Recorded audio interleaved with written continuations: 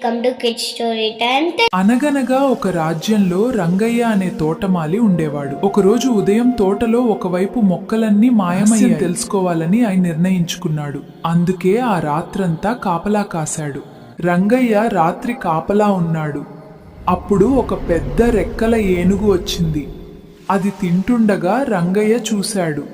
ఇది ఎక్కడి నుండి వచ్చిందో తెలుసుకోవాలనుకున్నాడు. రంగయ్య రాత్రి కాపలా ఉన్నాడు. అప్పుడు ఒక పెద్ద రెక్కల ఏనుగు వచ్చింది. అది ఆటుండగా రంగయ్య కూడా వెళ్ళాడు. బంగారు లోకం చేరుకున్నాడు. నేను మీ తోటలో తినాను. నీకెంత బంగారం కావాలో తీసుకో. అధిక బంగారం తీసుకున్నాడు. వారు తిరిగి బయలుదేరారు. తోటలోకి వచ్చేశారు. రంగయ్య ఊరి వారికి బంగారం గురించి చెప్పాడు. అక్కడ పెద్ద బంగారు ఫలాలు ఉంటాయని చెప్పాడు. అందరూ ఆశ్చర్యపోయారు. తమను కూడా ఏనుగుతో తీసుకెళ్లమని కోరారు. రంగయ్య సరే అన్నాడు. రంగయ్య అందర్నీ తీసుకుని వెళ్ళ ఏనుగు కోసం కాపల ఉన్నాడు.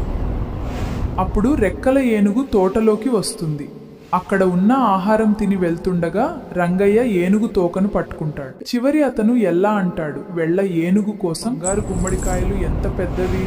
అలా ఒకరిని ఒకరు అడుగుతారు. రంగయ్య వాళ్లతో ఇంత పెద్దది అని చెప్తాడు. ఇంత పెద్దది! అప్పుడు అందరూ కింద పడిపోతారు. ఈ కథలోని నీతి ఏమిటంటే అత్యాశ మంచిది కాదు. చూసినందుకు ధన్యవాదాలు. మా ఛానల్ని లైక్, షేర్ మరియు సబ్స్క్రైబ్ చేయండి.